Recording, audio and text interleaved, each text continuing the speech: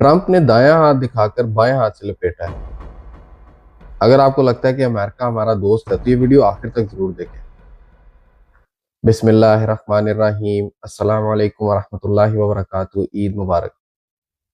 آج کا جو ہمارا ٹاپک ہے یہ انتہائی سیریس ہے۔ یہ آپ سے، مجھ سے اور انفیکٹ پوری مسلم دنیا سے ریلیٹڈ ہے۔ آج ہم بات شروع کریں گے ٹرمپ کے اس پوسٹ سے جس میں ٹرمپ نے پاکستان سمیت دیگر مسلم ممالک کا نام لے کر کہا ہے کہ ان ممالک کو چاہیے کہ یہ فی الفور ایبراہم اکارڈز میں شامل ہو جائیں، اور ایسا کرنا مینڈیٹری ہونا چاہیے۔ مینڈیٹری یعنی حکم، ریکویسٹ نہیں، حکم۔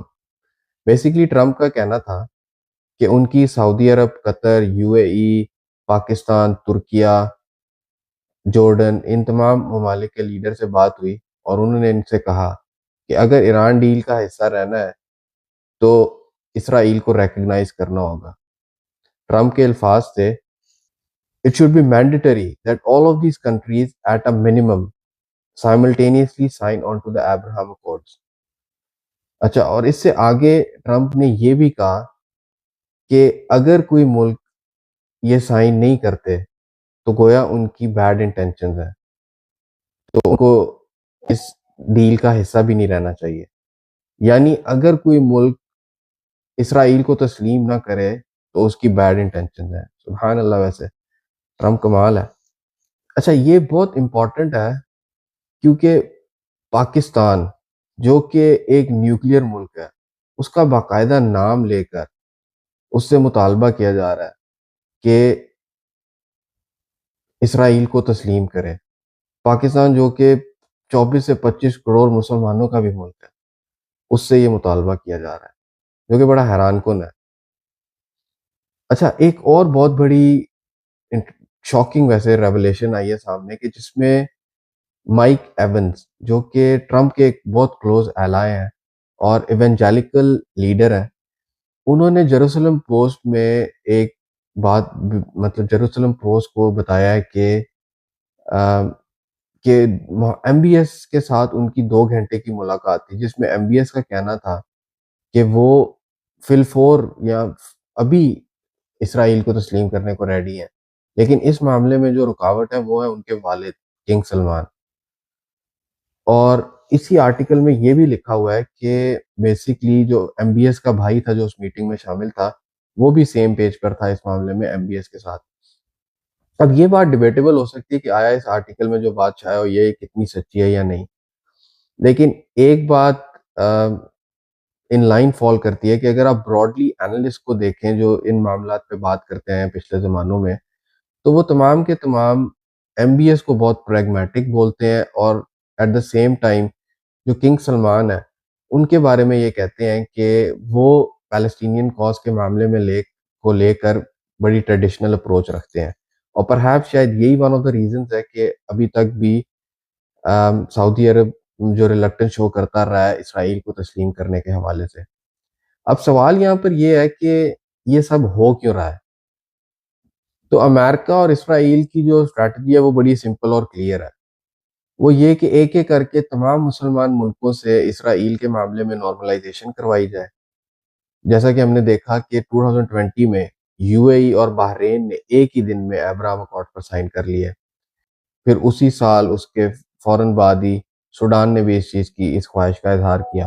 آلدو سوڈان کی ابھی تک بائی لیٹرل اسرائیل کے ساتھ ٹریٹی سائن نہیں ہوئی ان کے اندرونی حالات کی وجہ سے، لیکن اس طرف پیش رفت ضرور ہوئی اور ابراہم اکارڈ پہ انہوں نے کسی نہ کسی نہج پہ سائن کیا ہے۔ موروکو نے بھی 2020 میں ہی اس کے اینڈ میں ہی ابراہم اکارڈ پہ سائن کر لیا۔ پھر لاسٹ ایئر قزاقستان نے بھی ابراہم اکارڈ پہ سائن کر لیا۔ اب پیچھے جو ملک رہ گئے ہیں چاہا یہ جا رہا ہے کہ ان سے یہ سائن کروا لیے جائیں۔ اب ابراہم اکارڈ جو ہیں یہ کوئی مطلب سمپلی ڈپلومیٹک ایگریمنٹس نہیں ہے، بلکہ یہ ایک اسٹریٹجی ہے کہ کسی طرح جو پیلسٹینین کاز ہے اس کو ہمیشہ کے لیے دبا دیا جائے، کیونکہ اگر تمام کے تمام مسلمان ملک اسرائیل کو ریکگنائز کر لیں گے تو پھر فلسطین کے لیے آواز اٹھانے والا تو کوئی باقی نہیں رہ جائے گا۔ تو اس وقت ایران ڈیل کو ایز اے بیٹ استعمال کرنے کی کوشش کر رہے ہیں ڈونلڈ ٹرمپ. اور یہاں پر میں ذرا کچھ تاریخ بھی یاد کروانا چاہتا ہوں، جو کہ ویسے تو ہم سارے جانتے ہیں لیکن بھول بھی جاتے ہیں، کہ 1965 میں جب پاکستان کو آرمز کی ضرورت تھی تو اس ٹائم امریکہ نے ہم پر ایمبارگو لگا دیا. پھر 1971 میں جب پاکستان 2 لاکھ دو رہا تھا، اس ٹائم بھی امریکہ بالکل خاموشی اختیار کیے ہوئے تھا. پھر جب سوویت جنگ میں افغانستان اور امریکہ کو امریکہ نے استعمال کیا، تو جب سوویت یہاں سے بھاگ گیا تو ادھر ان دونوں ملکوں کو انسٹیبلٹی کی حالت میں چھوڑ کے امریکہ نکل گیا. پھر اس کے بعد 9/11 کے بعد ہماری دوبارہ ضرورت پڑی، تو پھر اس کے بعد امریکہ نے ہمارے ملک میں ڈو مور کا بھی مطالبہ کیا، ہمارے ملک میں ڈرون اٹیکس بھی کیے، اور جو کچھ ہوا وہ ہمارے سب سامنے ہے. تو بیسیکلی یہ وہ پیٹرنز ہیں جو ہم آج بھی دوبارہ دیکھ رہے ہیں، کہ ایک طرف ایران اسرائیل کے معاملے میں ہماری ضرورت پڑی ہے تو ہماری تعریفیں بھی کی جا رہی ہیں، لیکن دوسری ہی طرف اسرائیل اور انفیکٹ ایون جو امریکن ٹرمپ کے اپنے ایلائز ہیں فار رائٹ میں، جیسے لنزی گرام جیسے لوگ، وہ پاکستان کے خلاف ایک مقدمہ بلڈ کرتے ہوئے بھی نظر آ رہے ہیں، جس میں وہ پاکستان پہ طرح طرح کے الزامات لگا رہے ہیں. تو یہ سب کچھ ان لائن ود وہی معاملے ہیں جو آج سے پہلے ہم نے دیکھے ہیں. اب پاکستان کو کیا کرنا چاہیے اس میں؟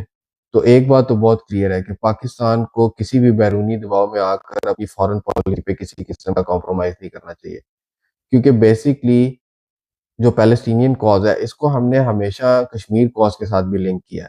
تو اگر آج ہم پیلسٹینین کاز پہ کمزوری شو کرتے ہیں تو اس کا ڈائریکٹ امپیکٹ ہماری کشمیر کاز پر بھی پڑے گا. اور بہرحال پیلسٹینین کاز ہمارے لیے صرف ایک پولیٹیکل کاز بھی نہیں ہے، یہ ہمارے لیے مورل اور انسانی کاز ہونے کے ساتھ ساتھ یہ مذہبی اور اسلامی کاز بھی ہے ہمارے لیے، کیونکہ ہم تو وہ ملک ہیں جس کا قیام ہی لا الہ الا اللہ کی بنیاد پر ہوا تھا، اور ہم مسجد اقصیٰ کو کبھی بھی بھلا نہیں سکتے. تو امریکہ ہمیں پھر سے استعمال کرنے کی کوشش کر رہا ہے، لیکن اگر ہم نے آج دوبارہ پھر وہی اپنی غلطیاں دہرائیں تو پھر شاید تاریخ بھی ہمیں کبھی معاف نہ کر سکے. میری نظر میں اس طرح کی کانورسیشنز ہونی بہت ضروری ہیں، اور اگر آپ مجھ سے ایگری کرتے ہیں تو kindly do like share and subscribe, اور کامنٹس میں بھی مجھے ضرور بتائیں کہ آپ کا کیا خیال ہے کہ پاکستان کو ایبراہم اکارڈ سائن کرنے چاہیے. باقی آپ کا سننے کا شکریہ. اللہ حافظ.